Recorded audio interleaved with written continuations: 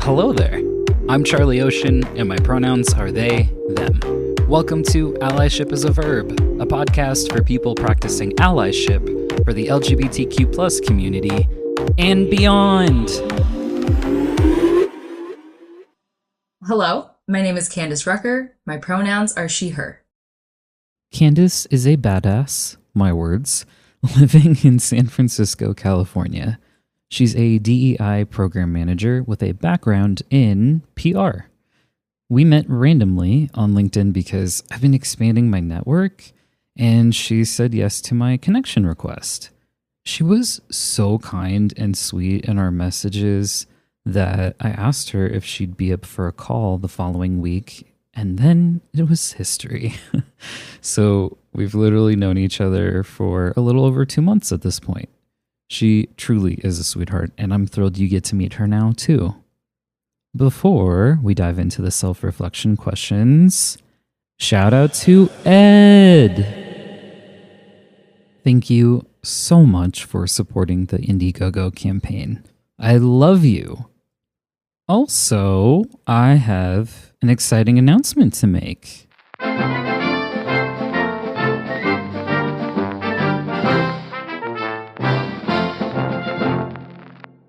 We won an award.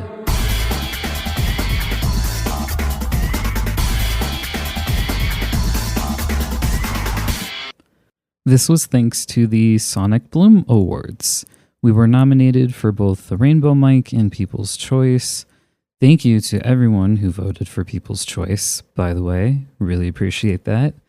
And we won the Rainbow Mic. It's really exciting, and this is a group effort, so I really just want to take a moment to thank Molly, the audio engineer, and Veronica, the transcriptionist, and every guest who's been on, every person who's helped to share the show.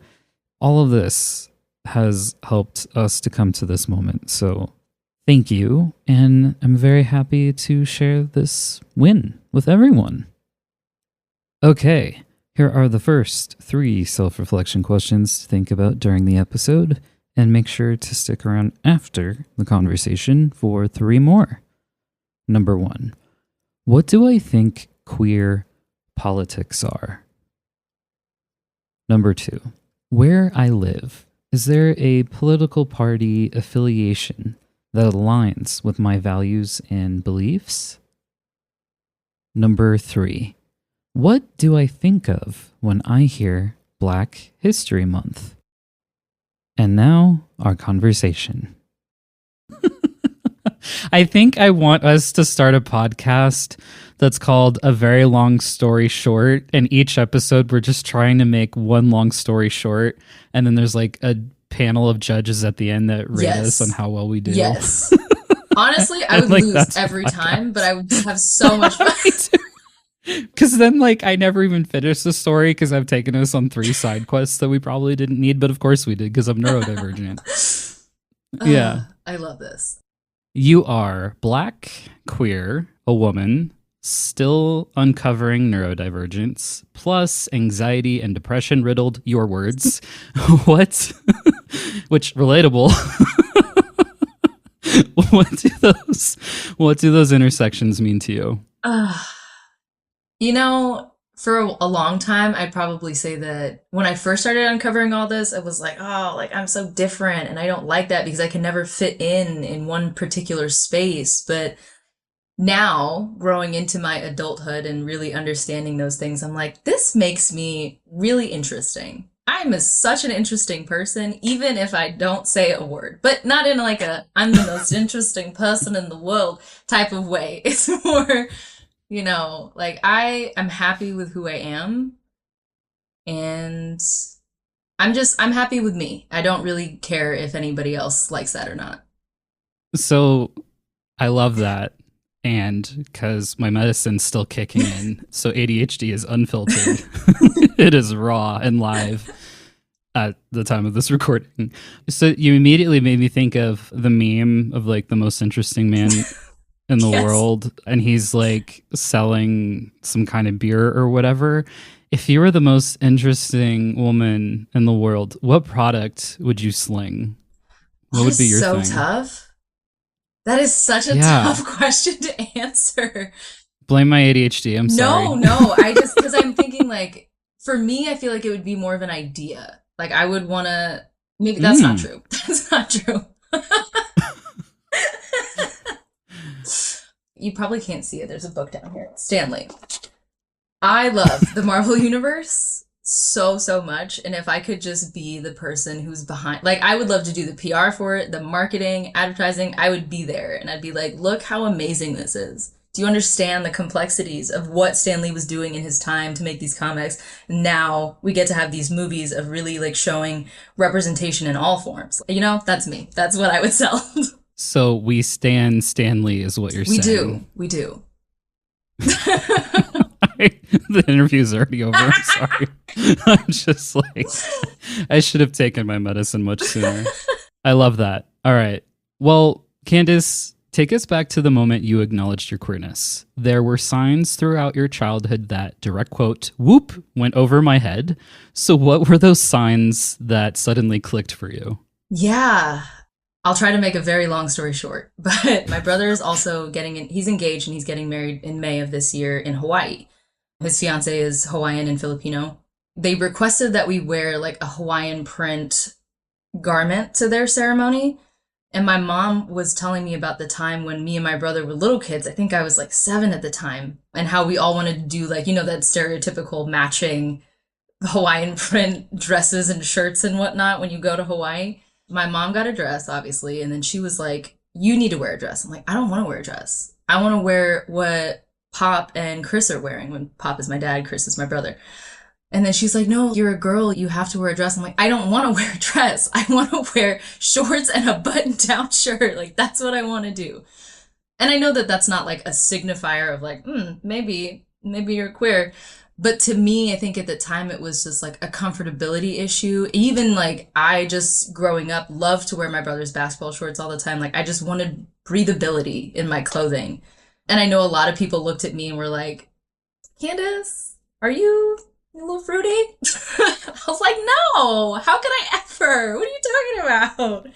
And now you're like, I'm a lot fruity. Yes. Thank you. I was like, oh, wow. Thank you for all seeing of me. You were right. That's amazing. It really clicked for me in the era of TikTok and during the pandemic when all we had to do was look at TikTok and that was it. There's nothing else. And I would be watching these videos and I would get so many targeted videos of like, oh, you're either a very, very good ally or you're queer. And I was like, I'm a really good ally. I know I'm a good ally. I've been a great ally. But then the video started getting a little more tailored that was like, it cut out the ally part and was like, honey, you're queer. And I was like, oh, okay. There's been a few people, at least on the podcast now, that had the ally to queer pipeline. Yeah. So yes. Welcome. Thank you. Happy to have you. Yeah. Yeah. And then coming off of that and really understanding my queerness and trying to figure out who I am and having the imposter syndrome of being queer in spaces where there was like very queer people. And I was like, am I queer? Should I be here? Am I queer enough? Like, I don't know. And then I made a group of... Which means you're queer. Yes. I learned that. And then the group of friends that I had made, who are all queer, it was really great. They're young. They're very young. I will say that. They are Gen Z, and they terrify me sometimes. But overall, they really helped me feel comfortable with who I am. And they always said things like, look, like, there's no signifiers of you being queer. Like, if you feel you're queer, that's it. End of story. And I was like... But no, I have to present a certain way and I have to talk a certain way and I have to like understand the historical significance of certain things. They're like, no, you don't. If you're queer, you're queer. And I was like, oh, okay, cool. 3 years ago, almost 4 years ago, because I forget that it's 2024 and there was a pandemic that happened. During that, the end of 2020 was when I was like, I think I might be queer. And I had told my partner this. And he was like, I mean, I don't see it, but okay. And I was like, yeah, maybe you're right. And then I was on the phone with my mom.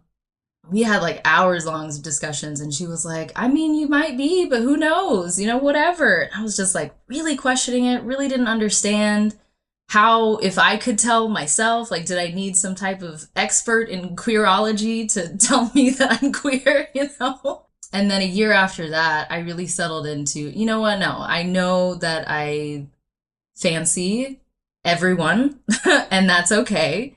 There's nothing wrong with it. And I never thought there was anything wrong with it. I really just did not want to be an imposter. I didn't want to capitalize on a space where so many others have done so many, beautiful and hard things before me.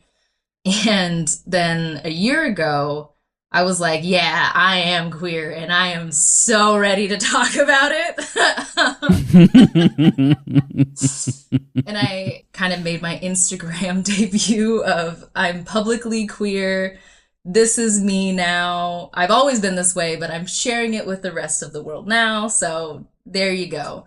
It was definitely a learning curve for some people in my life, but I've never felt wronged or that it was just bad, or everybody is just very curious, which, to be honest, I appreciate. I appreciate their curiosity. So it sounds like, for the most part, it's been a positive experience for you. I would say so. I think the hardest part was just convincing myself, hey, bitch, stop pretending. You're fucking queer, okay? I feel the love that you have for yourself radiating from here. Yes. You've been experiencing deja vu of sorts, of feeling caught between different communities. Those are my words, not yours. That's how I've interpreted what you've shared with me.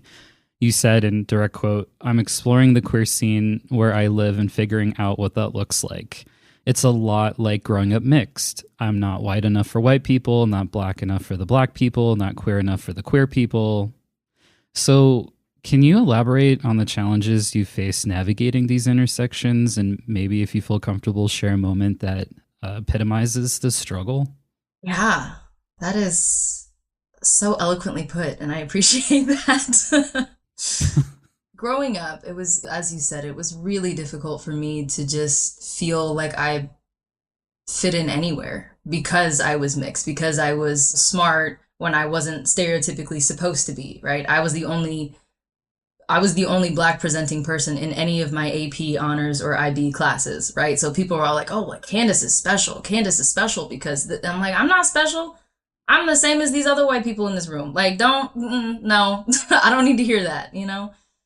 And now, being queer where I am, I've seen a lot of things where people are like, "Oh, well, this is what stereotypical queer looks like." And that's typically the very Eurocentric vision of like, oh, you're either butch or you're not, or you're butch or you're femme or mask, or, you have to be one of those things. You can't be fluid in that. It has to be one bucket, right? And I'm like, but I'm not one of those buckets. I sometimes like to dress more mask, sometimes I like to dress more femme. It feels like a bit of that mixed ishness of my race and ethnicity now coming into my queer life.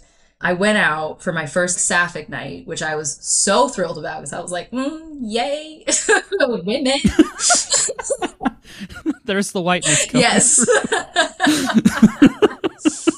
So I went to a sapphic night where I live with a group. And it was funny because at the time, which I didn't know then, but I know now, is that they were like, "Oh, like we thought you were just so devoted to your partner because you never talked about women or never said anything about women." And at the end of the night, and I was just like, "Oh my God, that woman was so hot," and I would take her home immediately. And they were like, "Oh, oh, this isn't as straight cut as I thought it was." I'm like, "No, it's not. I'm full of surprises."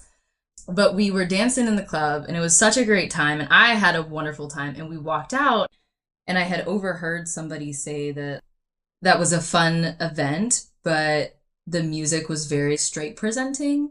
It gets stuck with me, but I didn't really know why until I started to think about it. And then I was like, wait, why are we trying to put an orientation on music? That doesn't exist. It's the same argument that we're also saying we should not gender items or things like makeup or dresses or heels or baggy pants or sneakers. Like that has no gender tied to it. So music should not be oriented. And what they presumed as straight music was 90s R&B, which I'm like, I grew up on this. Like that's my whole thing. And I realized even more so thinking about it, the reason why it stuck with me was because it felt like because I'm queer and because I listen to 90s R&B music, it felt like I'm not queer enough to listen to all the queer, whatever queer music that means. And so it just made me think, am I being invalidated? Because my experience of being queer and what that looks like is not what some people are used to, right? Just because that's not what your mind thinks is queer music doesn't mean that it's not queer music. And having to constantly educate folks on the nuances of being mixed in so many different ways can get tiring. But it's a job that I'm willing to have. So keep that in mind. In music and even beyond that, it's so, I know that this has always been oversaid, but it's true, right? It's like the people who are oppressed and marginalized the most have the most heart and will keep fighting. Unfortunately, that is the case, but also, fortunately, that means that I can be here and be me and be accepted. Yes. Yeah. So thank you to the 90s and your music. It gets me through a lot of rough times. I know that you said that you're happy to rise to the occasion of doing the work of educating people and everything, but how does it feel to constantly have to justify your presence and also challenge preconceived notions? And furthermore, how do you care for yourself in order to work through those moments, especially the days where it's harder than others? Yeah, I don't think I had that answer until quite recently, to be honest. I think a lot of my upbringing and what I learned about what it is to be Black in America, especially, was anger. I was really, really angry, and I just didn't understand why people didn't grasp basic concepts of like, hey, did you know that racism still exists in America? And they're like, well, no, how could it? You know? Remember, thanks to 2008 November, racism no longer exists thanks to the election of Obama. Yeah, it does. But coming at it from a place of genuine curiosity helps a lot. And literally 2 days ago, I learned that a lot of the times when I was trying to educate the people closest to me, I would get really angry and they were like, I don't understand what I did wrong. Why are you getting mad at me? Until it hit me and I was like, I'm actually not mad at you. I'm taking it out on you. That's a me thing. I gotta work through that. But, I'm mad at the systems. I'm mad that it has taken this long to dismantle these systems of oppression that we live with. So coming at it from a place of like, hey, I'm not mad at you. I might get angry in this discussion, but that's not at you. It's more that I'm just mad that, hell, sometimes I don't even know all the facts, And I'm mad that I don't know that. Like, why don't I know that? But asking questions of like, how would you feel if I told you that I experienced sexism on public transportation the other day? And people are like, oh, like, what happened? Like, how did that happen? And I would explain the scenario. And even sometimes people would be like, well, are you really sure that that was sexism that you're experiencing? And I'm like, I understand where you're coming from. And I appreciate your trust in me enough to ask that question, being vulnerable like that. However, it is not up to you to determine when I feel that discriminatory practice was against me, right? That is not up to you to determine. All I need you to do is listen, learn, and do better. Most of the time that goes over well. Yeah, to your point, I get too emotionally charged with those who are closest to me, and especially if like we don't have the best relationship, but they're like blood related family. So like my uncle, I feel like I'll never get through to him. Someone else is going to have to explain my pronouns because I've given up. So I'll leave that at that. But also I think, like you said, for me, I've realized it comes from a place of you're not seeing me. And sometimes it feels like an active invalidation of my feelings or my experience. And that's where I start getting angry. And then I have to like walk away or whatever the case is because yeah, I need to cool off. But yeah, those moments I can be quick to being charged emotionally. And I know it's not helpful to the situation.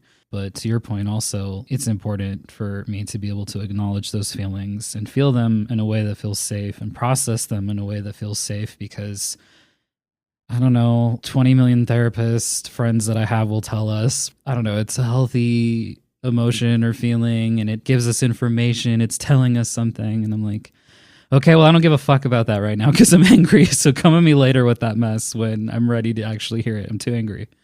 Fuck off. Yeah. Thank you. Kindly. I Yeah. mean, and that's very valid. Like I always tell people, feel your feelings, but also, to a certain extent. Like you can't just be angry 24/7, 365. Like that's a bit much. Maybe that's some internal work we need to do. Yes. Yes. I know that you value representation because we talked about bicons and things like that previously.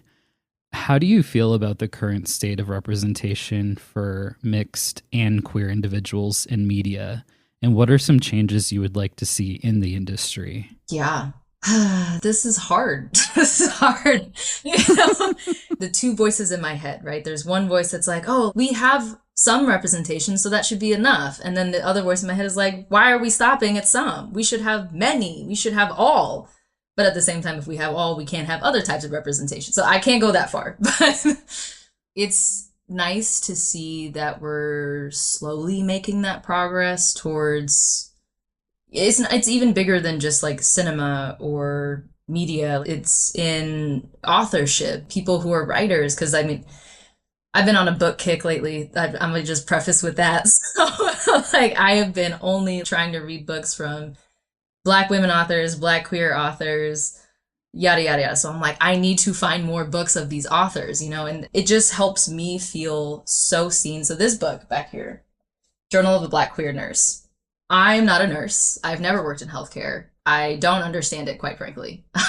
It's one of the systems I would love to dismantle, to be honest.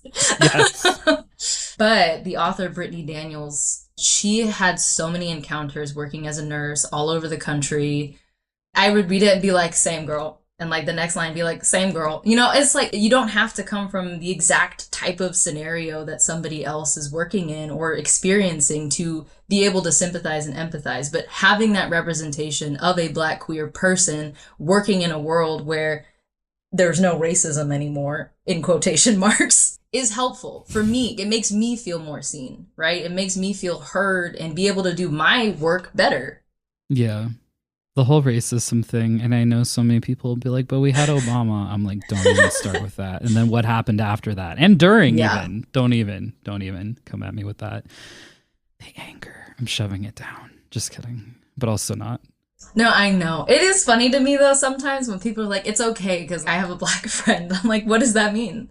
Are you saying that I am your Black friend? Like, we are the same people? Because that's not how that works. Well, you're helping them with their bingo card massively if you're having like multiple identities now. So the fact that you're Black and queer, you're doing them a solid. Supposedly. Having to explain to people your proximity to someone doesn't mean you're practicing allyship in the right ways. Don't play the I have a Black friend, I have a Jewish friend, whatever card. Yeah. Don't. It doesn't help anybody. It really, I mean, because it's like, that's great that you're expanding your group of friendship, I suppose, but are you learning anything? Because what you're telling me is you're just using that person as a token. You haven't actually learned anything from that person. So maybe we do the work. Yeah. Which is why after this conversation, I'm going to be like, my Black and queer friend Candace said, and then, use that card. Yes. I'll allow it this one time. Thank you. I will use that free pass very carefully. So given that the media and everything that we just talked about, is there anyone you specifically look to or admire that is part of the representation you want to see? Yeah, I mean, there is something I've been trying to take to heart, which is admire and put on a pedestal the words that people say and not exactly the people.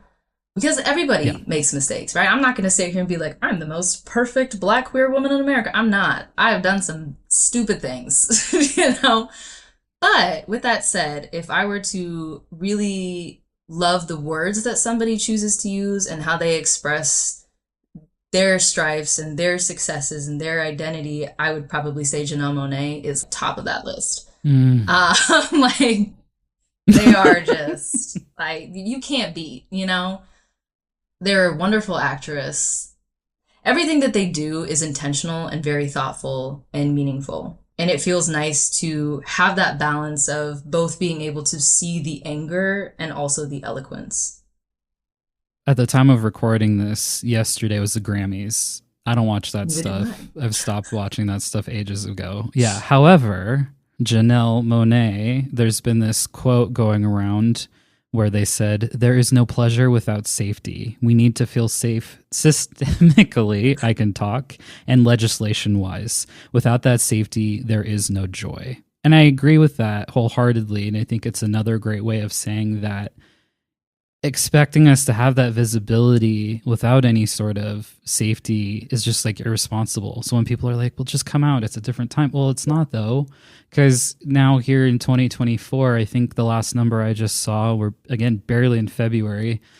The last number I just saw is 388 proposed Yeah. bills for the year that are anti-LGBTQ plus or anti-trans specifically. So when we have things like Trans Day of Visibility or whatever, things like that, just because we're being visible doesn't mean it also comes with safety. Exactly. So anyway, I don't know. I literally just saw that this morning. So when you said Janelle Monáe, I was like, hold on, let me whip out my phone. Yeah. I just screenshot something. It's so true that it's like safety is a privilege that a lot of people don't realize they have. And I feel like whenever they say things like, oh, well, it's safe for you to do XYZ thing now because we're in a different time, that's such a privilege that they don't even realize they can say. It could even be somebody from a marginalized group where it's like, oh, well, it's safe. I could even say it's safer for me to walk around in different parts of the country that might not be as accepting of Black folk because I'm fairer skinned, right? That is my privilege. I will slightly argue Janelle's quote. Okay, let's do it. Only because, yes, there is no joy if there's no safety, but at the same time, the only way we are able to continue to go to strive and innovate and be better people is with joy, right? Like you have to find that joy. And I'm not going to sit here and be like, it's easy. You could just look under a rock. Look, there's some joy. Like, no, it's really hard, but intentionally trying to find it is what helps us keep going. For me, especially the first piece of there is no pleasure without safety, and that without safety there is no joy, jumping to the last part of it, it reminds me of your sweatshirt that you're wearing that says queers take care of each other. I think part of it is having access to the language and community, which is why every time people are like, why you gotta rub that in everyone's faces? It's like, because I didn't see it until what felt like really late for me. And then I'm running around in the world not having the best idea of who I am and how I want to show up in the world because I wasn't seeing the representation. When the closest thing I had were people who were like tomboys or something. Again, 90s, very gay, very queer. Because then you take shows like Xena and it's like, how did I not see how gay that show was? For real. Yeah, but for me, like what Janelle says just points me back to community, and that's what can also help us in terms of that liberation or the safety or the joy or the pleasure. I'm just grateful to have that. And I think, again, that's another privilege because I know not everyone has access to that because they're not being taught fact-based, inclusive sex ed or other courses.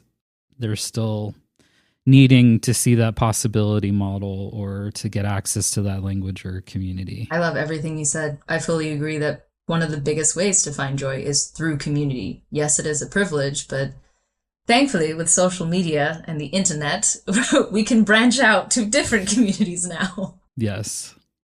I know that you're deeply involved in exploring intersectional Black queer history because we nerded out about it quite a bit in our last conversation previous to this, meaning before we talked on the podcast at all. I feel like I keep alluding that there was a previous episode. This is the first episode.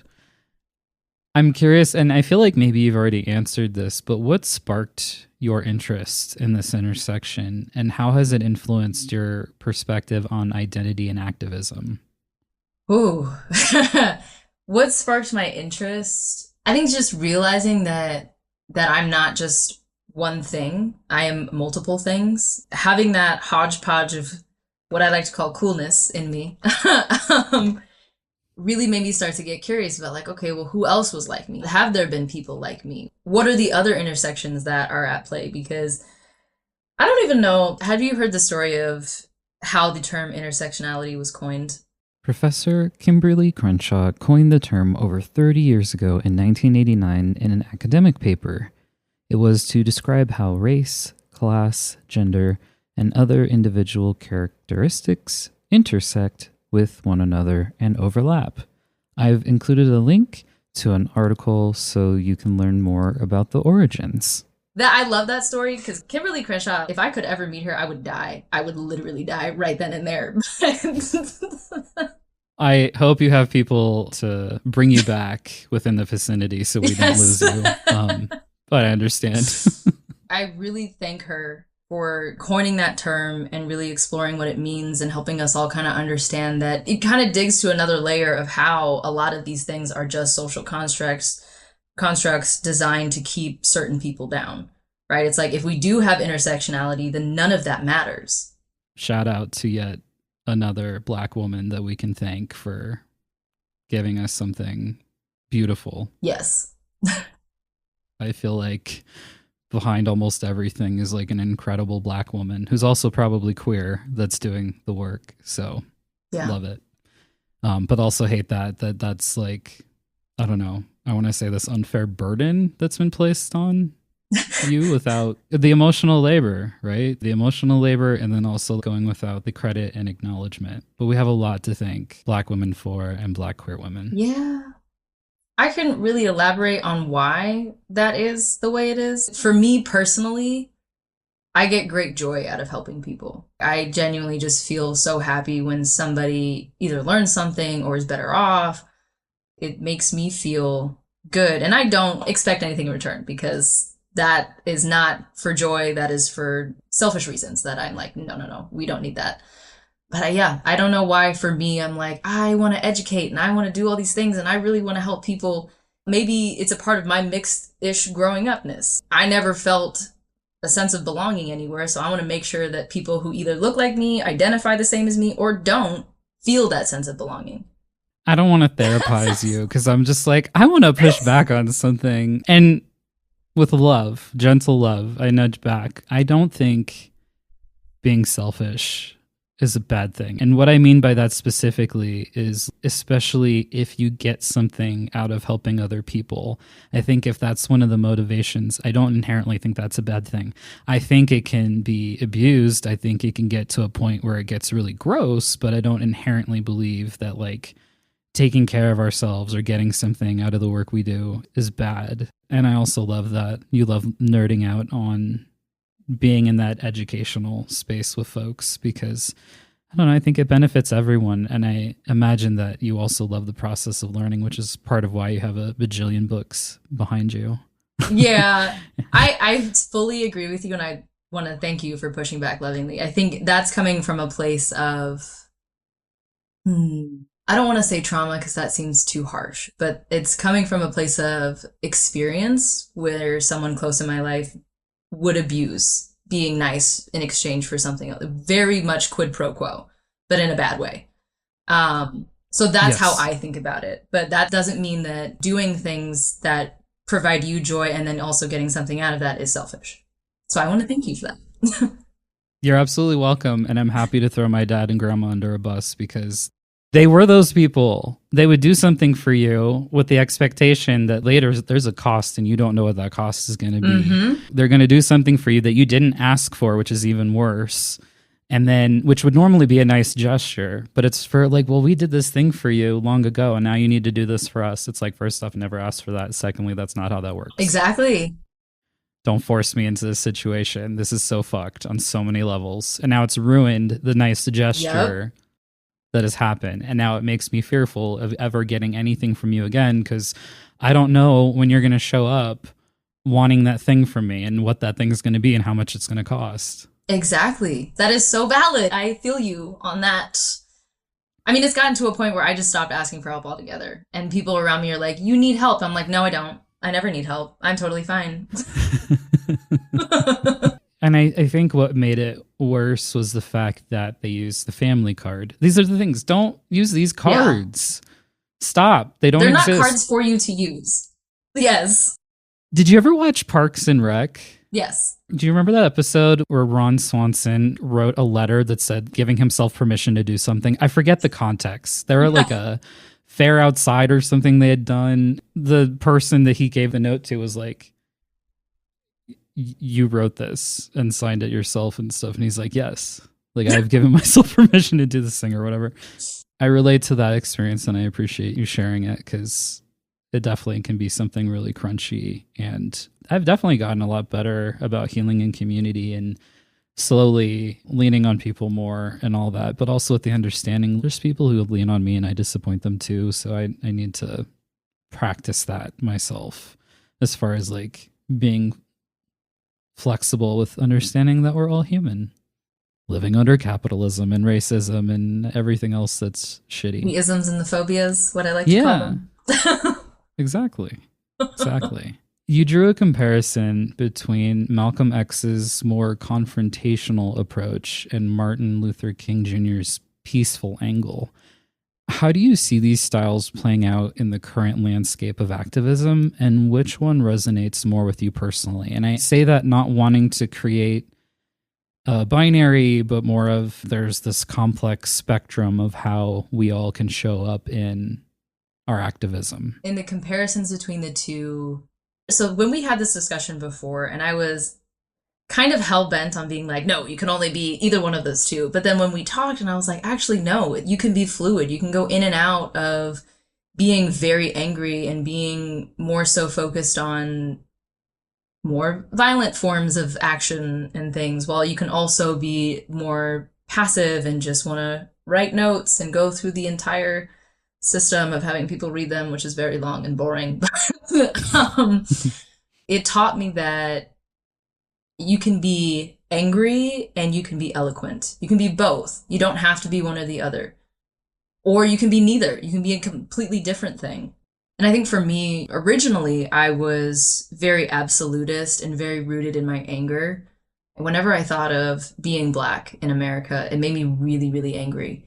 And I didn't understand why until I realized that a lot of the history that I had learned was of our suffering and of our hardships and not really of our successes or where we came from or that we were once kings and queens, all this kind of good stuff, right? And even to this day, it's funny, I was just telling my mom and my partner like 2 days ago, I was like, it's Black History Month and I'm very excited about that, but I'm gonna let y'all know right now, I am an angry Black woman this month, okay? That's just what it is.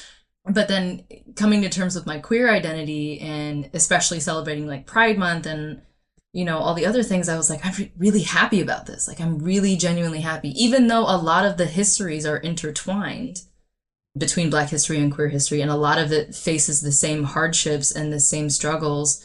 But I focus more on the successes of being queer than being Black. For me, what I'm really trying to understand is how I can be angry, like in a month, like Black History Month. I can be angry, but also come from a place of understanding and trying to educate and trying to learn myself. And as I said previously, because I'm on a book kick, I was like, you know what? I'm tired of not knowing the full history. I'm tired of not being able to educate others on the full history.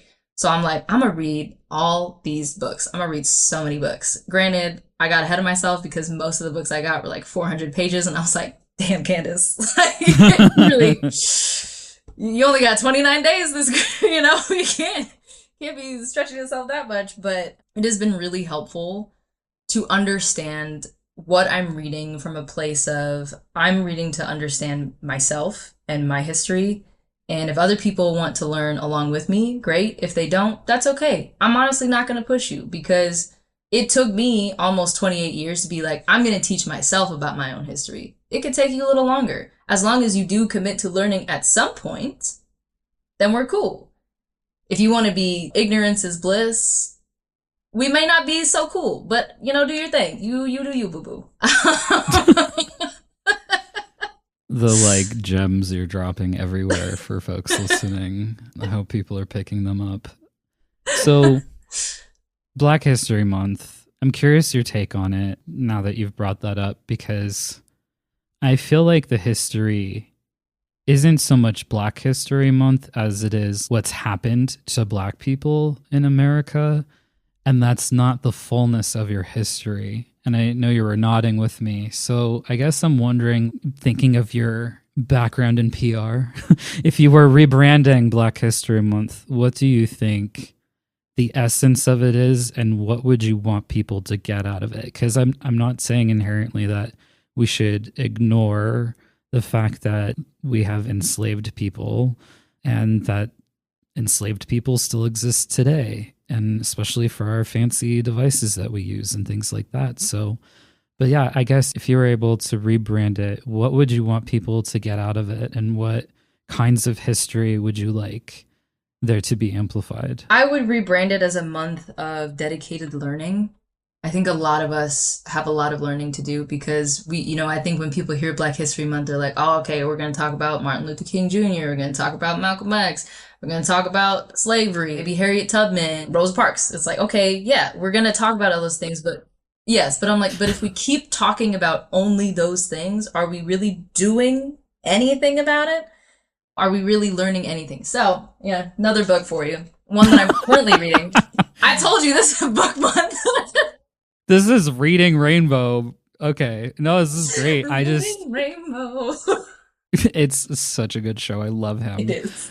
He's a national treasure. I feel like we need you to have your own book podcast or something that's like a video, a vlog. See, that's the thing is I'm not a bookie. Like, I've never been that much of a bookworm in my life. Just recently I was like, oh my God, I have to learn all these things. And I do plan to post these on my socials at some point on like, these are the books I read for Black History Month because they really helped me. But this is Black as Fuck History, which I was like, I like the title, so we add to cart, you know? You got my attention. Great marketing. Yep. So it starts off a lot about the actual history of how people settled on certain parts of the country that we are in, mainly European people who were, either British or Spanish or Portuguese? Yes. And that's something that, I had never learned. So I literally just learned why America is called America, which I had no idea before. Yeah, it's a crazy thing. So there was this dude, right? Always. So it starts with a dude. Yeah. He was an Italian and he came over to Spain and he met Christopher Columbus, and Christopher Columbus was like, I'm amazing and I know everything in the world and we're going to go exploring. And this guy's name is Amerigo Vespucci. And he was like, oh, I also know a lot about geography and I'm really interested in it. So we should team up and do all this stuff together. Turns out Amerigo was a liar, a big old liar. Had literally, I think, only been on a ship once, had never left this Italian, like Italy, Spain, Portugal area. Like, just that was it. That's all he knew. But was like, oh, I'm a renowned cosmographer. I can make maps and I can do all the geography things. And he just kept telling everybody this. So everybody started to believe him.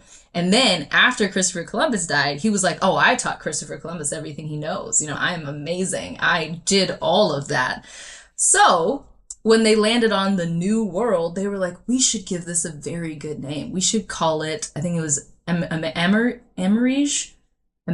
something like that. But that, I think in Italian or Spanish, meant Land of Amerigo, America. Which, in the book, the author writes, he was like, which is honestly a really fitting name for a country that was also built on lies and deception. Well. Yeah. Today I learned. But that's just one of the things that I'm like, there's so much interesting things that I'm learning that I would have never, ever known before. And I'm like, mostly coming from a place of, can you believe this random fact that I just learned? It's not like, why didn't you fucking know this? But it's more of like, oh yeah, what is history? This is crazy. I love it. I just want you to start multiple podcasts. All right. What the fuck I learned this week? Yeah. Oh my gosh. Not ones to stray from crunchy conversations. You and I had a very enlightening conversation. Something that you had brought up, I've been more recently saying, instead of marginalized or something, I've been saying historically underrepresented or historically excluded groups. And then my friend Shane came on the podcast recently and talked about how but then that kind of ignores that it's also current. For me, I thought it was a given that it was also current. But I'm like, okay, cool. So like I can say historically and currently excluded groups. But then you had brought forth the Under term. recognized. Yeah. But then we came up with a great term together. Yeah, and we're going to drop that worldwide premiere here.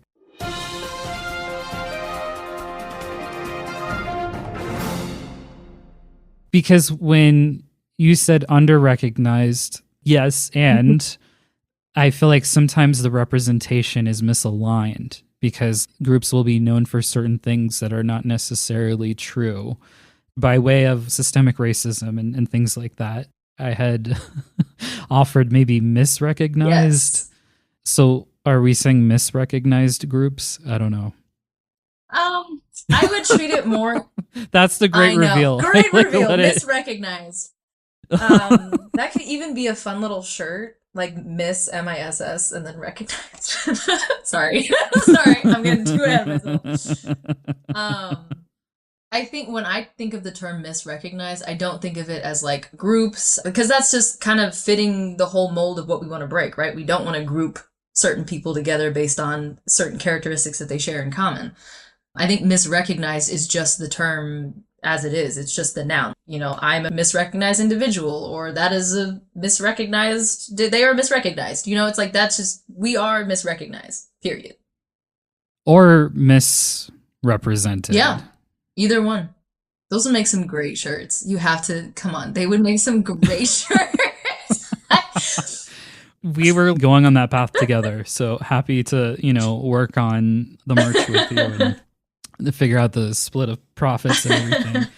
But yeah, saying something like historically excluded groups, etc. I mean, I still think there's probably times where it's relevant to say things like that, but it just depends on the context too, right? But I don't know. Language is interesting. And then I think we had also got into a whole conversation about, does any of this even matter? Do words matter? Like, I don't know. Yeah. And like, yes and no. Yes and Yes no. and no. I mean, don't want to get super particular about every word. And I think that some things are just too important to not have some sort of representation, again, by especially a way of shorthand or something like that. We know what we're talking about. And it's also tricky to like keep up with all the language too. Yeah. It's not inherently why we shouldn't actively work to do it. Yeah. And humaning is just really hard lately. I'm just going to keep coming back to that. It is. Maybe we can collectively agree that it's just really hard to be a human right now, regardless of who you are. Even privilege and all that aside, I just think it's hard to human right now because there's just a lot happening. Yeah. The saying I've been using lately is life be lifing a little too hard lately. So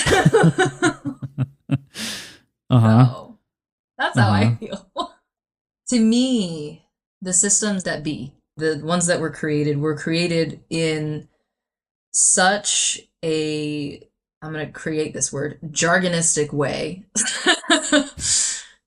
Love that it. I mean, it was made to be vague. It's like the undertones of the people who get it, the people who don't, right? And the people who get it are the people who have always been on top and have always been looked at as the model of what society should reflect, right? And one of the things that I had often kind of explored in that whole idea of you can be angry and eloquent is like, you can be angry, but if you're eloquent enough to play the game that has already been set up for you and win, why not do that? Why not fight, not fire with fire? Because me as an Aries, I do want to do that, but it's not healthy. The queerness is coming through. Yep. Basically, what I say is that if people who are creating these laws and legislations and enforcing them and saying all these things are fighting with very vague and very hardly understood words, why not do the same right back at them? Because then they can't fight you. You're doing the exact same thing. I had an example the other day where somebody was talking about how their procurement practices were going to be reviewed because they were not inclusive. So their procurement practices were focused on supporting LGBTQ plus owned, minority owned, and women owned businesses. And people were fighting like, well, that's not inclusive because you're excluding a very large portion of businesses, right? And to be fair, they are correct. But And then I was like, what if you just change the term to community owned businesses? Right. And granted, that's not the end all be all. I'm not saying that that's what it should be, but it's more of like every big corporation or small corporation wants to support the businesses in their community. Right. And now technically that means they are inclusive of all the businesses in that community. What it doesn't say is that we're going to focus on specific businesses in the community that are LGBTQ plus owned, minority owned, and women owned. Yeah. Words are hard. Language is hard. I like the clever sidestep of community-owned businesses. What's one allyship tip you'd like everyone listening to consider? I think there are themes throughout this conversation that I brought it up, and definitely one of my things that I'm trying to work on, but continue to be curious and continue to want to learn, because the moment you stop seeking knowledge is the moment you start becoming, I'm not going to say complicit, but borderline. It's a great way to continue to pass on the actual truth and knowledge of what's happening in what has happened, what is happening, and what will happen, right? So the biggest point that I have to offer is be curious and never stop learning. Candace, thank you so much for being on the podcast and being open to the connection request on LinkedIn just a couple of months ago. I've really been appreciating our conversations and I can't wait to have more. So thank you for taking a chance on me and just constantly having wonderful conversations with me. I feel so stimulated in a delightful way every time that we talk and meet, and I can't wait to see what trouble we get into next. Before we dive into the final 3 self-reflection questions, I just wanted to let you know that we have merch. If you didn't know that, we have a shop on Bonfire. There's a few different designs, including the cover. And I have to say, because I have so many wonderful friends who bought the merch, especially some of them as soon as it dropped, thank you, and have also checked out more recent drops, the number one feedback I get is how comfortable the items are. I know some people were like practically living in the hoodies for a while, and yeah, I have a bunch myself. I have a handful of the shirts and hoodies and sweatshirts. So if you are looking for some comfortable clothing, feel free to check it out, and it helps support the podcast. It also really melts my heart, or warms my heart, both, when people send me photos of them wearing the merch. So feel free to reach out to me, especially on Instagram or LinkedIn, with any photos you might have. That said, the final 3 self-reflection questions are: number 4, do I think there is such a thing as queer music? If so, what is it? Number 5, do I think about my unique intersections? Number 6, when was the last time I got curious? What did I learn? Visit allyshipisaverb.com for any resources and a full transcript of the episode.